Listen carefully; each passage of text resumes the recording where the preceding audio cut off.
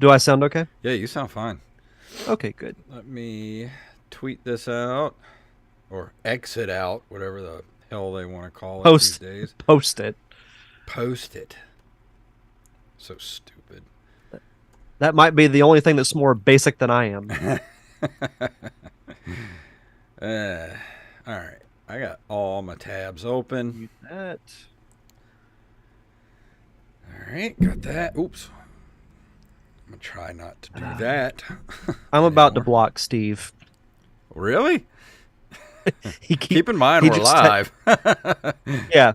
Well, no, he asked if I've been having difficulties with the edit. Like, no, if I were, I would say something. It's okay. Well, he's just ready to see his stuff, man. I know I how he know. feels. Yeah.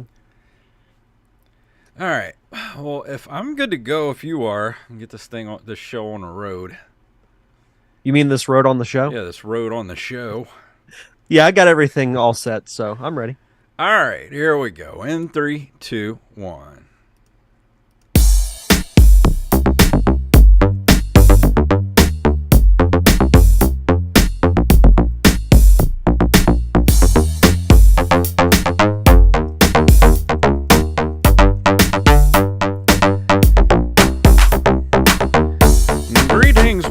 And we're back for another episode of the Nerd Cave Retro Show. My name is Jason Robbins. And my name is Derek Diamond. Is summer over yet? Are we there? Is it almost over?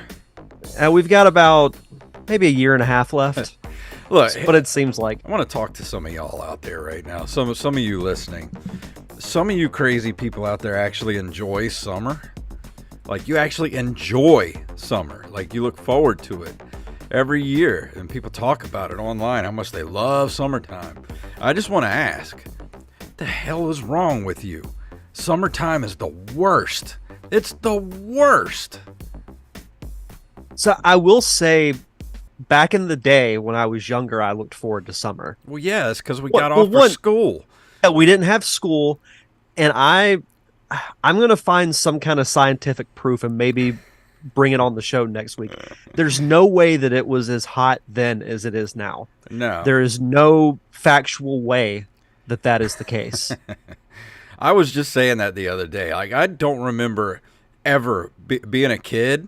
Like, when I was a kid, I don't think it was ever this hot. Like, I don't ever remember there being maybe 1 or 2 days out of the year where it was like a heat warning, like, you know, like a extreme heat warning. Other than that, it was never this hot for this long. Ever. Yeah, and now it's just, we call that Monday. Mushmouth in the chat room says, yeah, I think we was just smaller then. Well, I mean, that's true, but still. It wasn't this hot back then. I really don't think so. I do have some good news to bring to the show. Please. So for those that follow my short film on social media at the Feature Movie, I got the really exciting news that it's going to be playing in a couple of weeks at the TCL Chinese Theater in Hollywood. If you don't know what theater that is, it's probably the most recognizable theater on the planet. It's the one with all the celebrity handprints in the concrete at the entrance to the theater. It's going to be part of the Silicon Beach Film Festival. It's September 7th through the 15th. I don't know when exactly it's going to be playing yet, but Samantha and I will be going. That's awesome. So it's one of those things that, like, I don't know if I'll ever get that opportunity again. I know. If we got ours there, if I had a movie play there, I would definitely be going. So I am so envious, and I just want to say congratulations. It's so awesome. Oh, thank you. Yeah, it took a good day for it to really hit me, but it's really cool. And I'm really proud for everybody involved, from the cast and the crew. That they get to have their work featured at such an iconic place. So if we have any listeners in LA, yeah, you can go and watch Derek's movie and go see him. Go meet up. So let us know if you're out there. Yeah, write me at Derek_Diamond, and if you're in the area, just let me know. That's awesome, man, dude. That is a 1.5 scores right there. Yeah, that's easily the most notable thing I think that the movie has done. So and there's still several more festival notifications that I'm waiting for. So we'll see what happens throughout the rest of the year. Meanwhile, me and Wally have written about 85 other scripts that'll probably never be produced because it's just too hard, man. It's too hard. You guys will get there. Yeah, well, hopefully. But we got some more people watching. Yeah, we got in some the people chat. in the That's chat cool. room. And Mushmouth says big congrats and welcome Tidbit thank Retro. You, sir. Howdy. Yeah. But that's, I don't really have anything to bring to the table this week other than it's just too damn hot. It's too hot. Yeah, and we don't have our weekly Tears of the Kingdom update anymore. Yeah, none of that. We're done. But we are going to be recording the extra Patreon episode in a couple of days. So if you're a patron of the show, you're going to get that in your feed towards the end of the week. And if you're not a patron, that's the only way you're going to get it, because I'm not letting anybody else listen to it. If you want to hear it, you got to be a patron. Keeping it locked behind that paywall. Absolutely. But I'm ready to move into the news. We got some breaking news today. Yeah, this is a big story. Let's do it.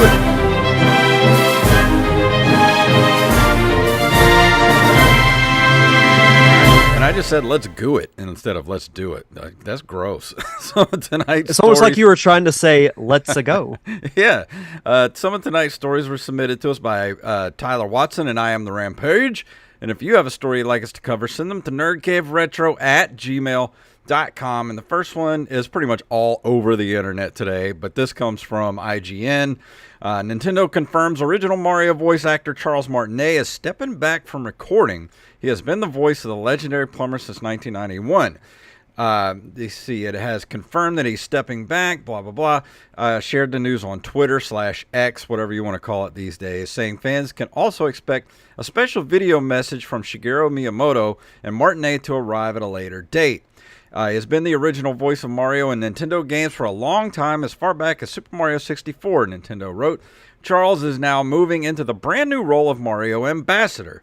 With this transition, he will be stepping back from recording character voices for our games, but he'll continue to travel the world sharing the joy of Mario and interacting with you all. And he goes on to say it's been an honor working with him and all that kind of stuff, and say that they will post the video message at a future date.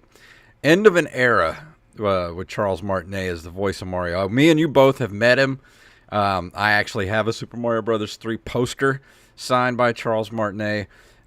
He was a really, really, like, one of the best people you can possibly meet. If you ever get a chance to meet him, like, please do. And now that he's going to be traveling the world as Mario Ambassador, I can't imagine anybody else more fit for that job. Absolutely. And I don't know his age off the top of my head, but he's probably getting up there as far as age goes, but he's such a great spokesman for that character. And because we both met him at the same Pensacon, and yet the love that he has for that character and that franchise is genuine, and I think he's going to be fantastic in that role.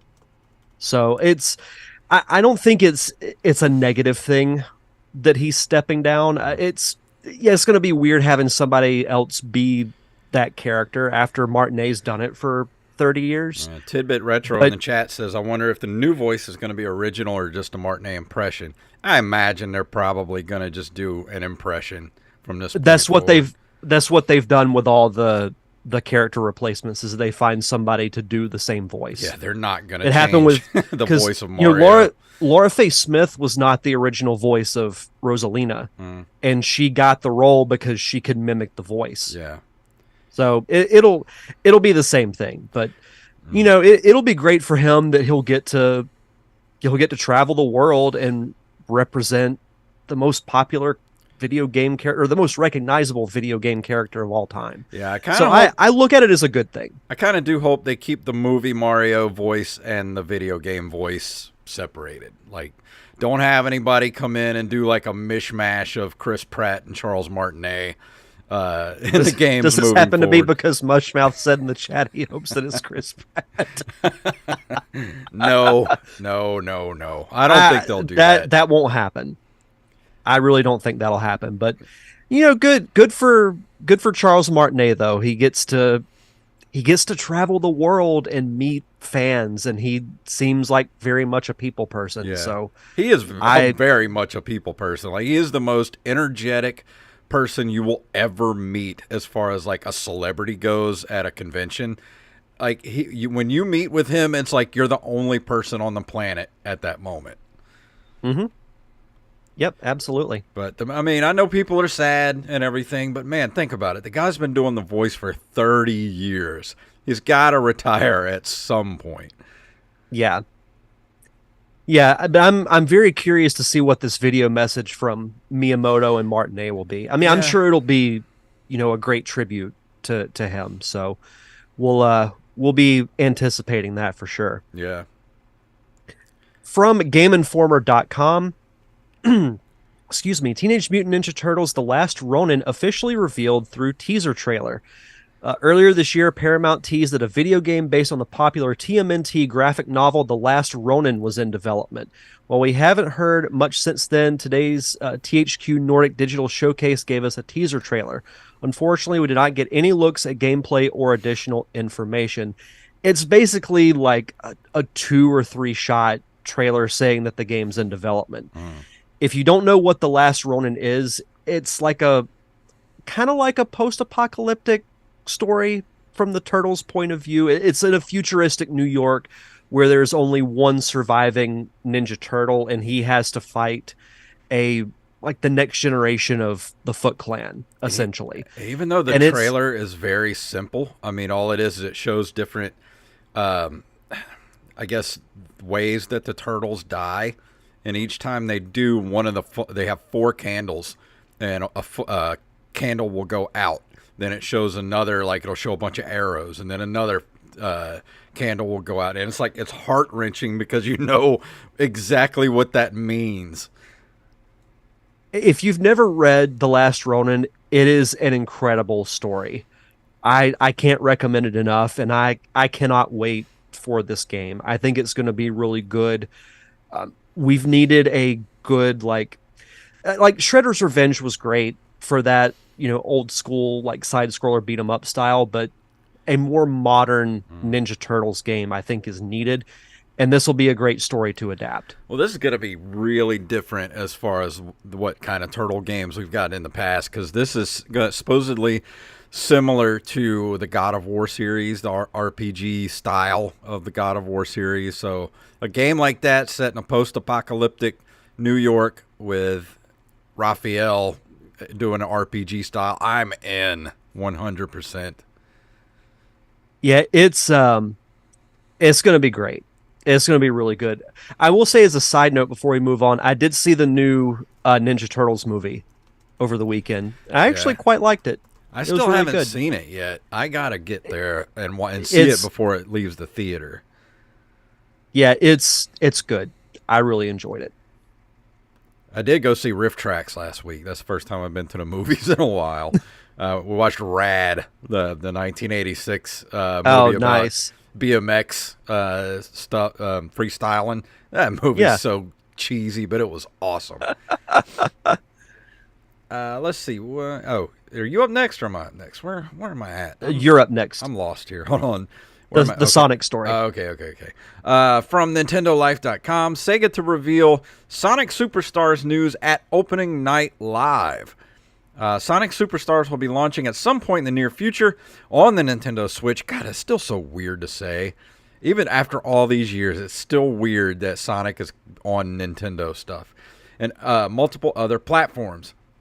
To build hype for this brand new multiplayer platformer, there will apparently be a world premiere for the Blue Blur's new game at opening night live next week, which actually I think is tomorrow night.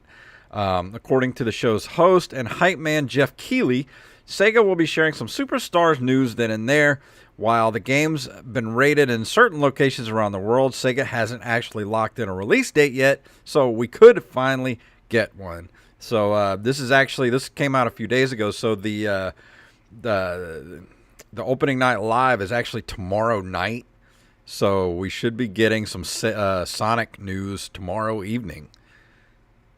Yeah, and I mentioned this on the show last week. I'm really excited for this. I've been waiting for a new Sonic game with new original areas made in the style of the old games with updated graphics. Hmm. And that's what this looks like. And I don't know if you've seen anything from this game, but each character gets their own powers from Chaos Emeralds, Hmm. which is actually kind of cool. So I think that'll add a cool new dynamic to the gameplay. Hmm. But this will be fun. I make no bones about my love of classic Sonic, so I'll be getting this day one. Well, this is like as soon as I saw this, I was like, Derek's gonna love this. Oh yeah. Next up from WCCFtech.com, Dreamcast Mini was reportedly being considered by Sega, but cost and quality concerns prevented it from happening. See, at least that's what YouTuber and retro gaming guru Adam Korelix has said in a new YouTube video about a mini version of the console and the Sega Saturn Mini.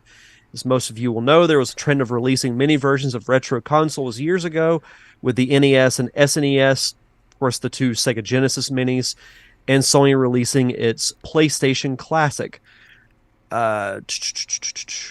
Korlick's video, the YouTuber talks about Sega's consoles and how he worked with Sega during the re-release of Shenmue. He likely refers to the re-release of the first game on PC and consoles in 2018. He was having a call over doing various digital Dreamcast re-releases instead of re-releasing those titles via a mini Dreamcast. And Sega said it would be too expensive for a mini console. If we wanted to release it, it would be like $300 because we need to put real hardware in it, and the technology is just not cheap enough yet to actually do that. So Yeah. yeah, I wouldn't pay $300 for a Dreamcast Mini. So No, maybe a I, used one, an actual Dreamcast. that yes, but a Mini. I mean, when you're selling the NES and SNES for 70, $80, 300 ain't gonna fly.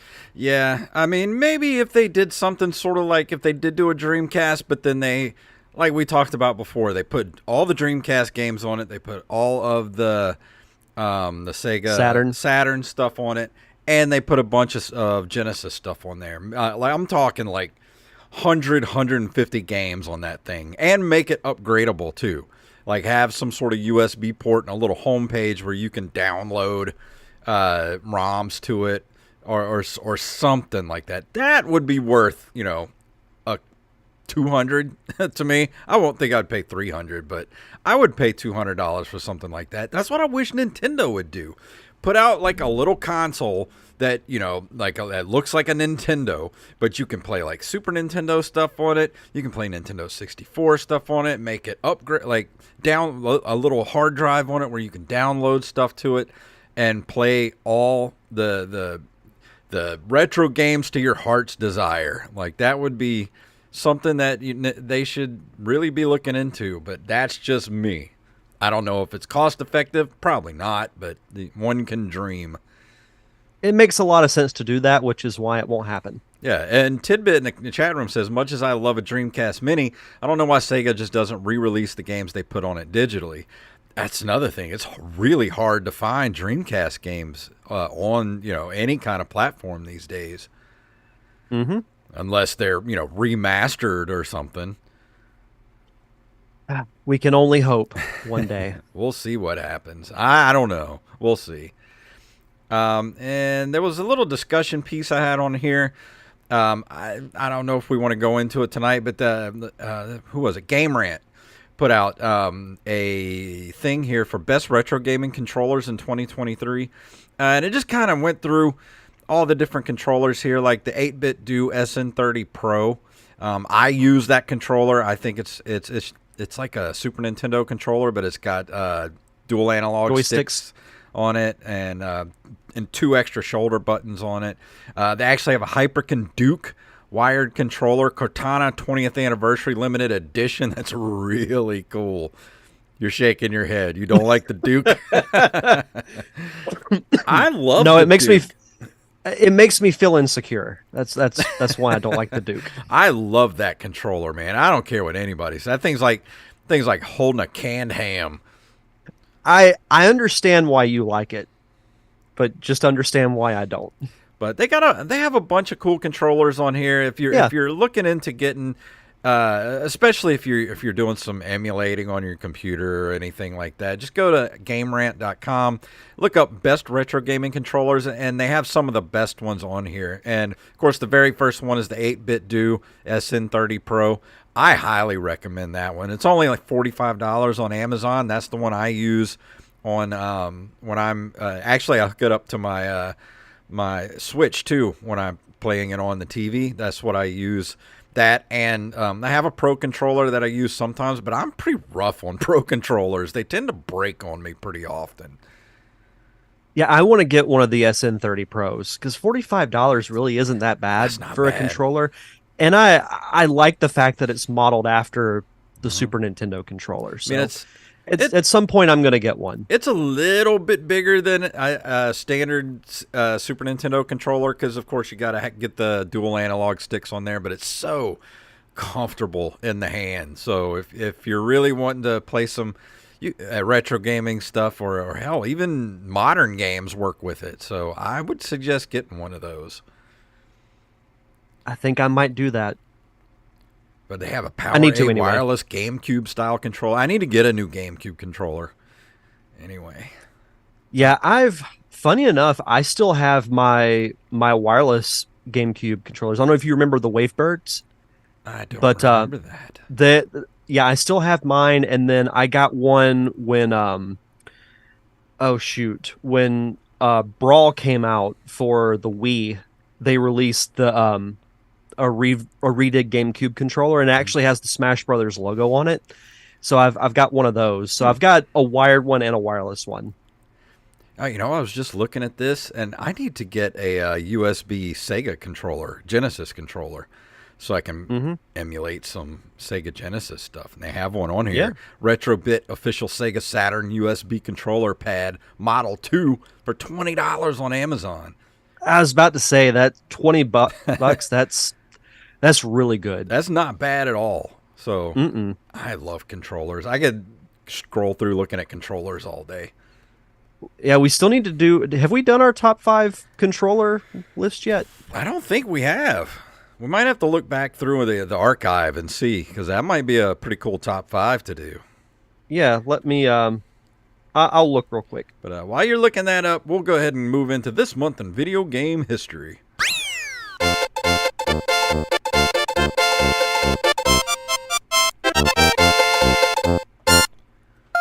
In August of 1981, Konami releases Frogger, which is funny because I just watched that Seinfeld episode not too long ago.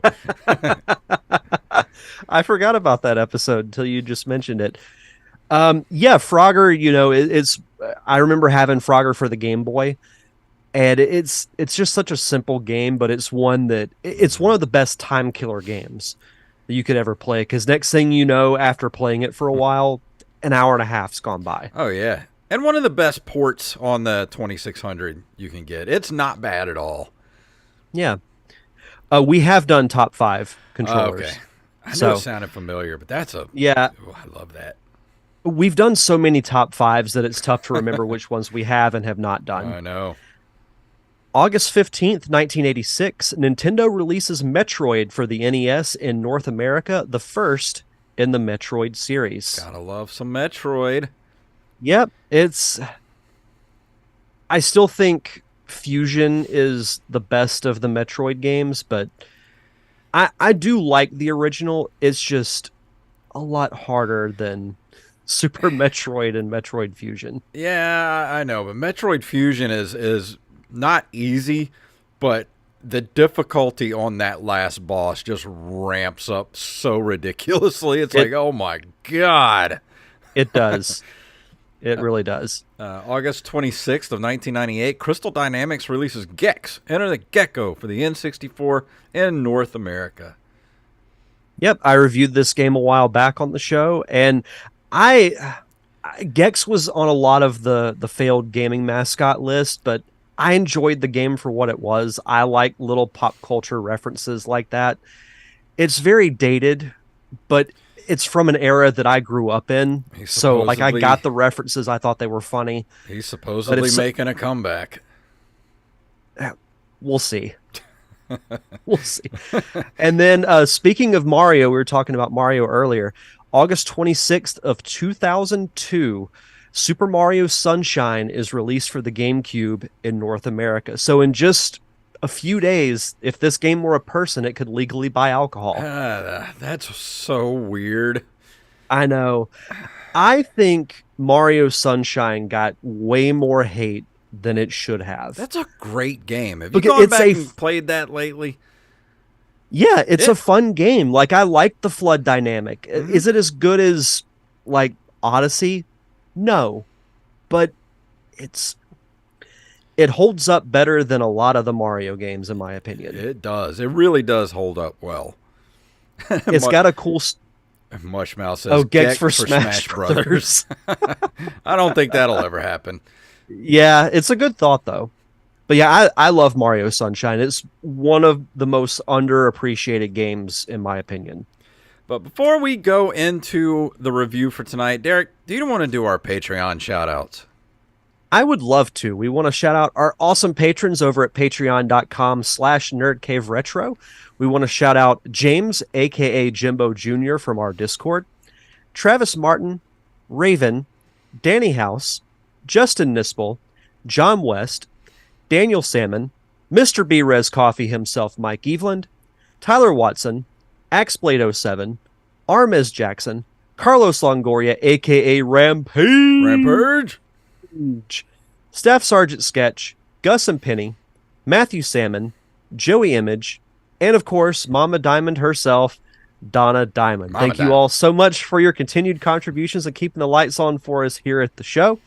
And if you want to be a part of our Patreon community for just as little as $1 a month, you get your own RSS feed with ad-free episodes of the podcast, and you get early access to our bonus episodes. Normally we do a commentary track with the two of us and Wally Phelps, but we're going to change it up a little bit for this month. We've been talking a lot about Tears of the Kingdom, but we haven't spoiled anything because there are a lot of people still playing it, but we're going to dive deep into the deep end with the spoilers for this week. So we'll be doing a spoiler-filled podcast for Tears of the Kingdom later this week. But if you like the commentary tracks, you know, we've done a ton of those from Batman the Animated Series, Darkwing Duck, Tailspin, Transformers the Movie, Clue, National Lampoon's Christmas Vacation. The list is near endless on what we've done. So if you want to be a part of our awesome Patreon community, just head over to patreon.com/nerdcaveretro. And for new patrons, be sure to send us your social media information, whether it's Facebook, Twitter/X, Instagram, so we can give you a proper shout out. And tonight we'll be talking about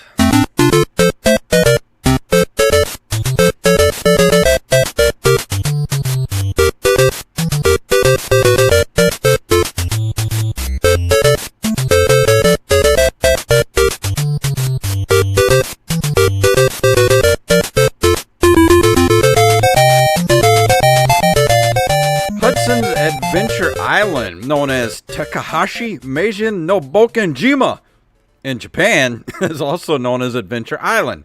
It's a side-scrolling platform game produced by Hudson Soft that was released in Japan for the Famicom and MSX on September 12, 1986. It was also released in North America for the NES in 1988 and in the PAL region in 1992. Wow, that was a 4-year gap between the American release and the PAL region. It was an adaptation of the arcade game Wonder Boy, which was developed by Escape for Sega. Adventure Island was followed by a series of sequels with no connection to the Wonder Boy series. And I was going to do like a little bit of a deep dive on how it came about, because like it said, it was originally the arcade version of this game was the Wonder Boy series for Sega, which Sega owns the right to that.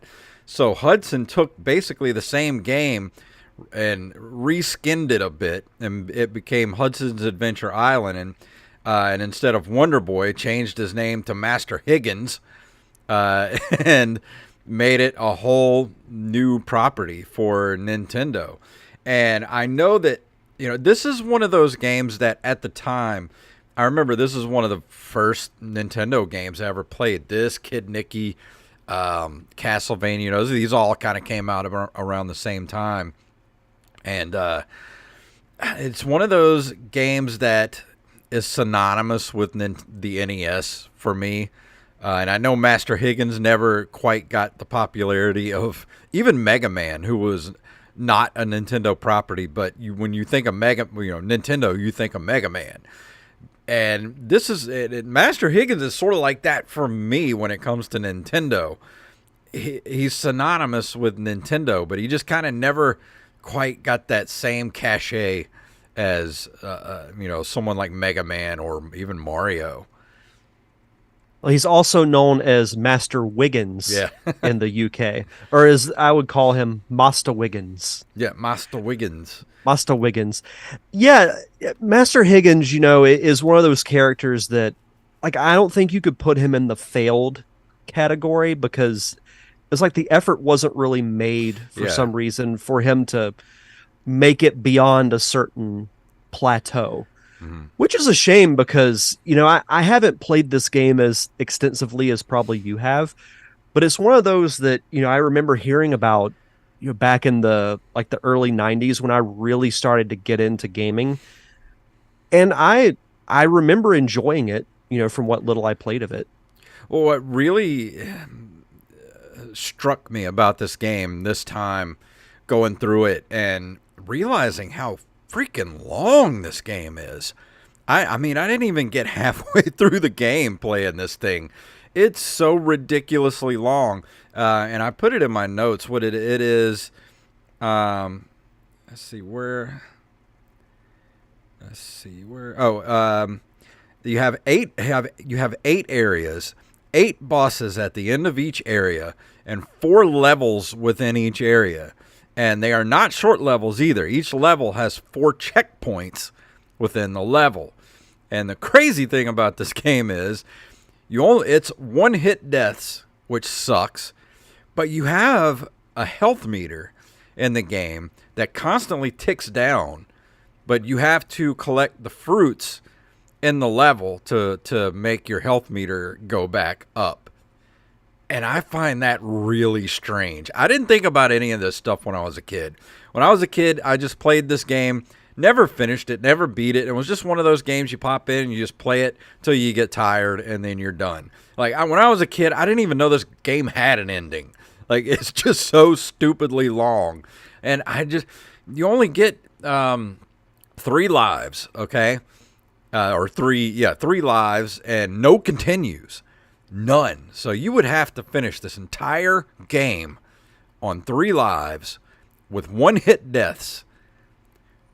But there is the devs put a hidden Easter egg in the end of the first level that gives you infinite continues. But how you would even know it was there, like, you wouldn't even know it was there unless you read about it in a magazine or stumbled upon it accidentally. Even if you did, you would never know. So here's what you do. At the end of the first level, right before you finish the finish line of the level, there's a platform you go to, you jump, and an egg will appear. And you get that egg, and from that point on, at the game over screen, you just have to hit any direction on the D-pad and hit start. And you will continue from the beginning of whatever level you died on. So you have unlimited continues if you get this egg. But you wouldn't know to do that unless you were told or read about it in a magazine. Like, this game is so much more enjoyable when I read about that Easter egg. Then I was like, oh, I have unlimited continues, but I have to get this egg, and then I gotta hit, press a button on the D-pad and hit start to continue.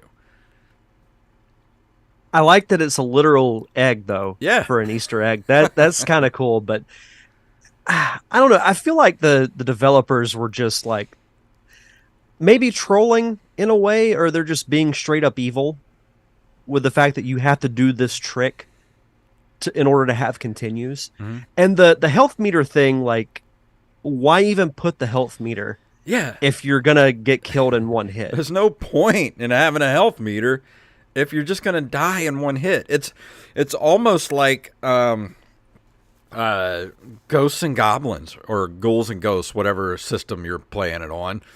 It's like that. It's you get hit once, you're done. That's it. And there's a lot of platforming in this game. And I wrote, this game is what I refer to as a butthole clincher, in quotes. The controls are good, but Master Higgins constantly feels like he's on ice because he slides everywhere when you want him to stop. There is no stopping on a dime. Lots of falling off of cliffs from unsteady jumps. Then there are levels with ice on the floor, and it's even worse. So I think I can't remember what game we talked about a couple of weeks ago, where it's like you're playing it and you always, I tend to die a lot because I was so unsure of where I was jumping with the platforming. It's sort of the same thing here because when you stop, he still has that extra little, little sliding, he slides a little bit. So you always end up kind of sliding off of the platforms you're trying to jump to. Yeah, because I remember comparing that to the Crash Bandicoot remaster, where if you don't land on a platform or a block in a like an exact spot, then you slip off and die. Yeah, and then you do That's those. so You frustrating. do those jumps where you jump and then you're like, oh, and you're trying to like overcorrect, and there's really no overcorrecting. It's kind of like once you jump, you're committed at that point. Yeah, It's not like yeah, Mario yeah, where pretty much. you can actually kind of, still kind of control Mario in the air, but Hmm. with Higgins and even what was some of the other game? But with Higgins, like there is no.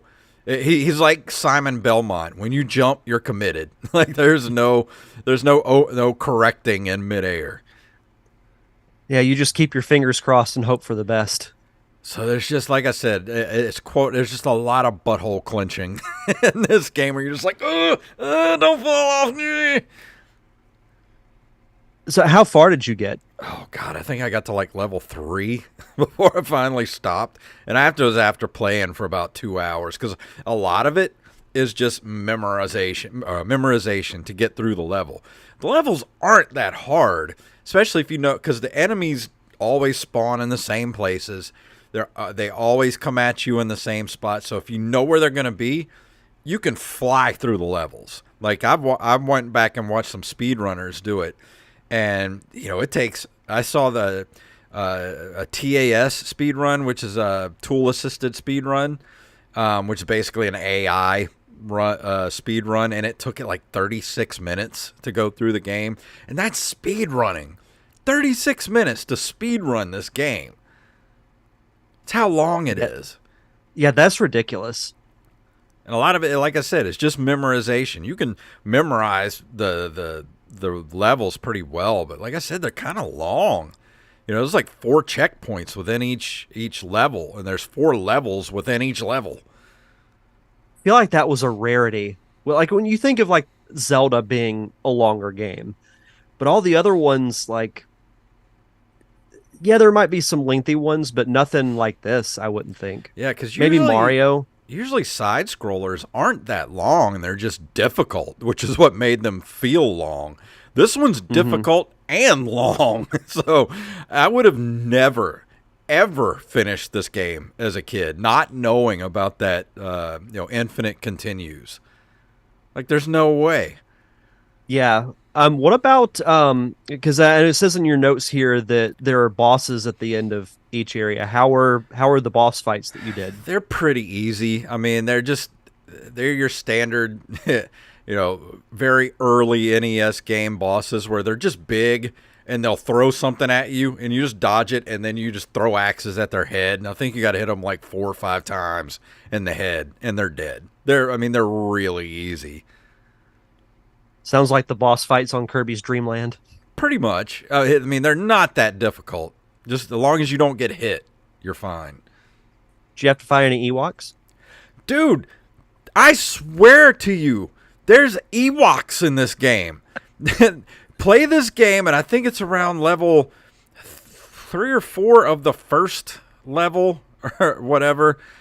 It's one of the ones where you're in the woods running, and at some point a freaking Ewok came running across the screen, and then they showed up again like a level or two later, and I'm like, those are freaking Ewoks, man. Hopefully, nobody from Lucasfilm or LucasArts saw that. That little thing They're ran across the screen. I was like, George Lucas gonna sue somebody. somebody.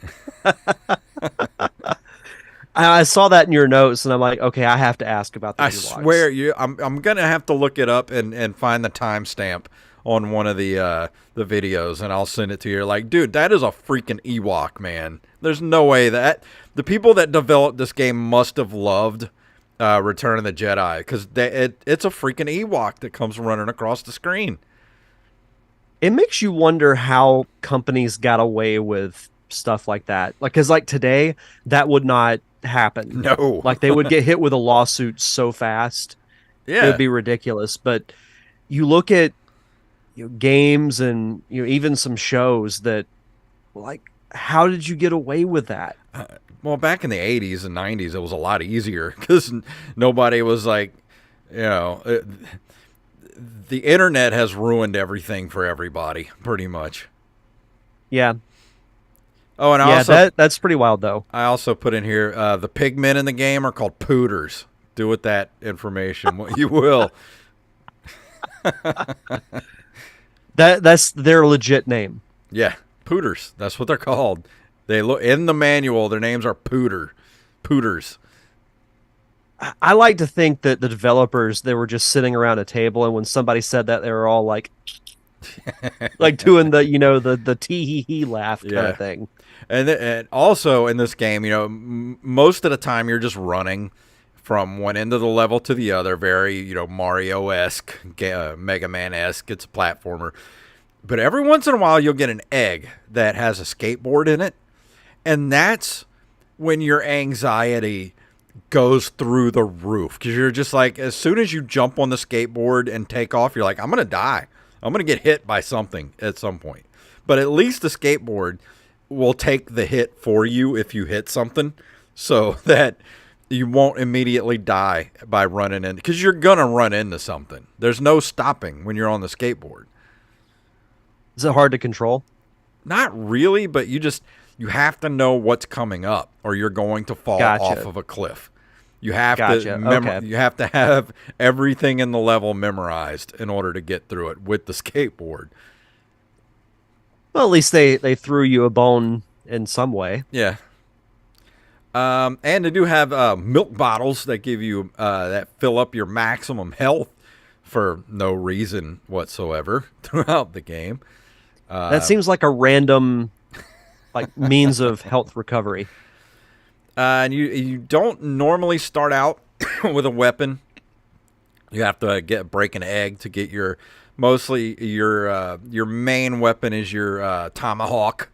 You're gonna throw at everything, and sometimes it kind of sucks because when you die later on in the level, you lose the tomahawk and you have to get it again. So you have to get it from the next egg you run across. But sometimes you'll start at the last checkpoint before you died, and there's no egg for like a while, and there's no way to get past some of the enemies without the tomahawk or any common weapon. So you're just kind of screwed, and you have to die and restart the level. That's ridiculous. Yeah, I mean, here's the thing. I'm not trying to crap on this game. This is one of the better earlier Nintendo games. Like, this is one of those games that I think absolutely needs to be in your collection for your Nintendo. But man, they put a lot of stuff in this game to make it anxiety ridden.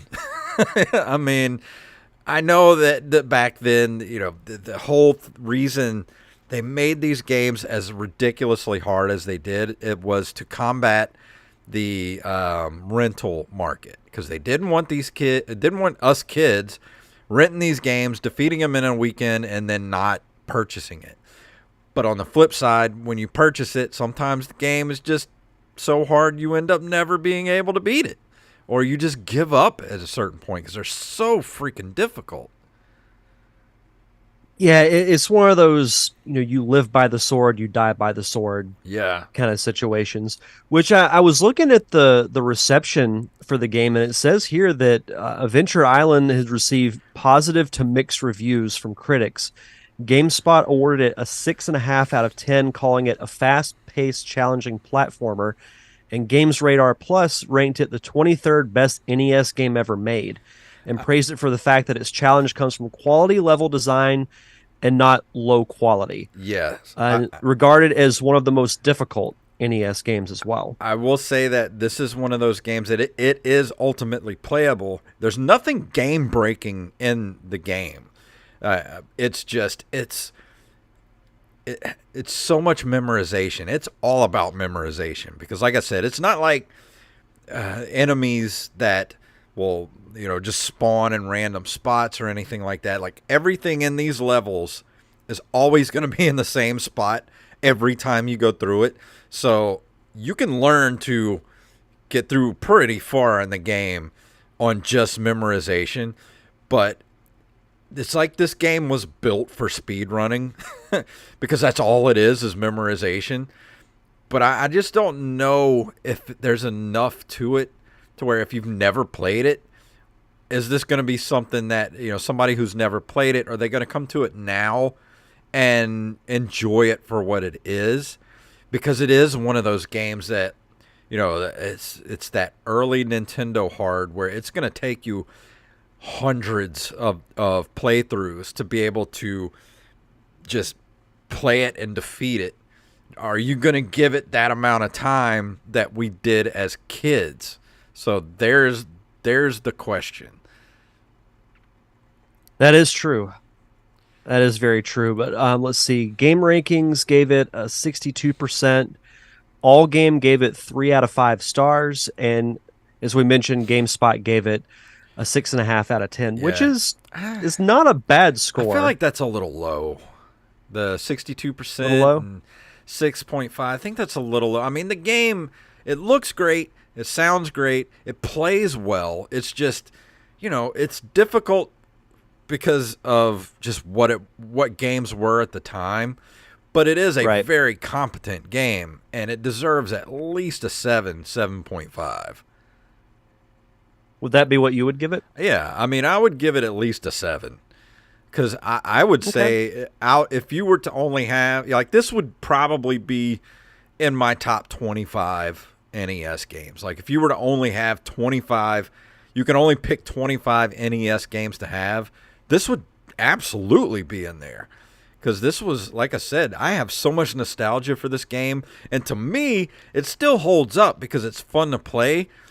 But, man, it is brutal. I mean, Ninja Gaiden brutality in this game. Like, it is tough. Really tough. I mean, it did well enough to spawn a sequel. It did have a sequel a couple of years later. And, there's been anime about it. There's been manga, however you pronounce it. It's... I think Master Higgins should be up there with Mega Man as far as like an Nintendo NES mascot. And I think he should still be around. I would love to see Adventure Island games still played today. Like, I think Master Higgins needs to be in Smash Brothers. Honestly, I think he really does. That would be really cool. But that's just my opinion. I mean, play it for yourself, see what you think. I don't know if it's on the Switch Online. I forgot to look and see if it was on Switch Online. I don't think it is. I don't remember seeing it, but I can always go back and check. But there's got to be... I'll have to revisit this game. Yeah, there's got to be, you can go pick up a ROM somewhere. Really, not saying doing anything illegal or anything, but, you can get a ROM of the game somewhere and play it and enjoy it. Yeah, because it ain't like you can walk in Walmart and buy a copy of it, Yeah. But I think this is actually pretty cheap if you go to the retro gaming stores. I see Adventure Island all the time. And if you have a Nintendo, let me just look up real quick. Very Hudson's interested to see what this is. Adventure Island NES. Oh yeah, dude, you can go on. Let's see, buy it now, $14.99. Let's see, buy it now, $15.99. Roughly $15. You can get a copy of it on eBay for That's not bad at a all. buy it now. That's not bad at Yeah, all. not bad at all. But yeah, that's what I think. 7.5. Thumbs up from me, even though it's kind of ridiculous, but I like it. Yeah, I'll have to go back and give this a shot because I haven't played it in a long time, but my memories of it are positive. Yeah. And next week, we're going to do a top 5 list. And Derek, tell them what we're doing. I can't wait to do this top 5. So shout out to Brandon Rutledge for this really good idea. We're going to be doing top 5 worst games from great franchises. I like it. And I can't wait. This is going to be I can't wait to see everyone else's list too, because this might ruffle some feathers, but I really don't think it will. But no, this will be a really fun list to come up with. And then the following week, I'll be reviewing Jet Force Gemini for the N64, and it's also one of the few games from Rare that I have never played before. I haven't either. So, and I remember it coming out, remember hearing a lot about it, but just never played it. I remember the advertisements being all over the place for this game, but I just never got it, never played it. Yeah, so I'm excited to hop in and try this game out. So top 5 next week, and then the week after that will be Jet Force Gemini. And let's see. So if you are not a part of our Discord, which I don't know what you're doing, head over to nerdcaveretro.com and click the Discord tab. That'll take you to our Discord. You can go in there. We have a top 5 category in there. You can post your top 5 in there, or just email them to us, nerdcaveretro@gmail.com. Top 5 worst games from great franchises. And that'll be the best way to get it to us. That way I don't forget if you post it to me on X or Facebook. Because sometimes I forget. I'm an old man now. You have to forgive me for these things. That's all good. But Derek, what is going on with the Derek Diamond experience? Yes, so this week I had an interview with an author and filmmaker named Jonathan Gorman, who's based out of North Carolina, and he wrote a really good book called Your Life is Your Movie, which is like a self-help book, but it compares different aspects of life to filmmaking, which is actually brilliant, and it's a really well done book. So we just had a really good chat, not just about making movies, but just life in general. So it was really one of the more personal conversations I think that I've had on that show. So head over to linktree.com/ddiamondpodcast to subscribe to the YouTube channel, social media, podcast. Everything's in one location. Go check out the Open Micers podcast at Open Micers on Twitter, X, whatever it's called, and Instagram.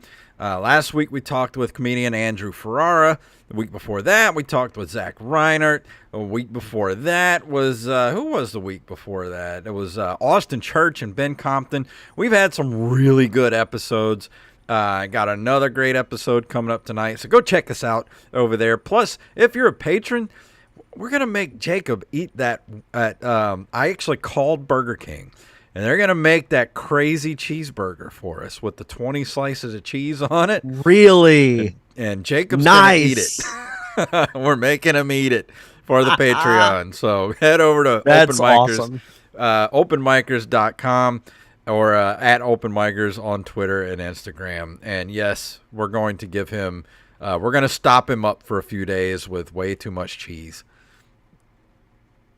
I can't wait to see that. That's going to be incredible. I can't wait to see it too. It's going to be disgusting. That's going to be so much cheese. It is, but it's going to be like a car crash. Yeah. Like you don't want to look, but you can't help That's it. a lot of what has to do with Jacob. He's like a car crash. You can't help but watch. But I think that's going to do it for us this week. What do you say? One other thing I wanted to say real quick before we get out of here. Thank you to everyone for the birthday wishes Oh yeah. from this past Friday, and also big thank you to Mr. Jason Robbins for sending me some really cool Mario socks and a copy of Batman '89 on VHS, Hell which was yeah. fantastic. I wish I could have found one still sealed, but they're really hard to find sealed. But I found you the best one I could possibly find. Any copy of Batman '89 is better than no copy of I Batman think I have '89. I think I have not Batman and Robin, but Batman Forever. I think I have an extra Batman Forever downstairs too. I might send to you. Ooh, okay. But I won't say no to that. I'll never send. I won't send you Batman and Robin. I won't do that to you. Thank you. You're welcome. I think that's gonna do it for this. And happy birthday, by the way. I know. Oh, thank you so much. But what are you like? 48 now? 49? Somewhere around there? Close, close. No, I'm 37. Woo! 37. Yeah. Yeah, 37. To quote Dante, I'm 37. I'm 37. Wish I had that. Wow, man! I wish I'd have known you were 37. I would have gone and clipped that. For the Oh, end of that the would have been show. great. It's all right though. But that's going to bring us to the end of the episode. And if you want to email us, please email us at nerdcaveretro@gmail.com. You can go to nerdcaveretro.com. That is our link tree. That includes our Facebook, Twitter, Instagram, Patreon, and guess what? Our merch shop, which is at ncrmerch.com.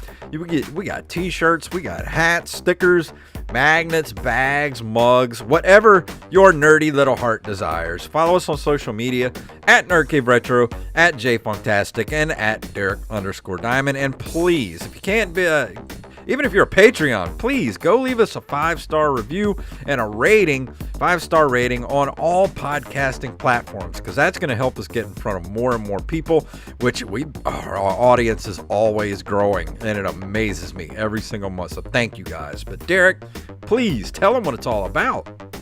May the way of the hero lead to the Triforce. Yes.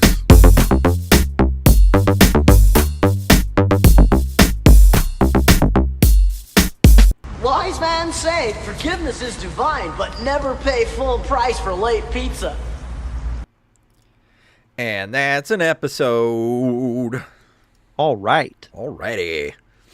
Thank you guys for hanging out in the chat room. I love watching the chat room go up and up. That's awesome.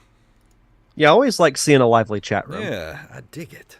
But I'm gonna go ahead and go, and we will see you guys. Actually, if you stick around, we'll be back with open micers in about 30 minutes, and we will see you guys next week.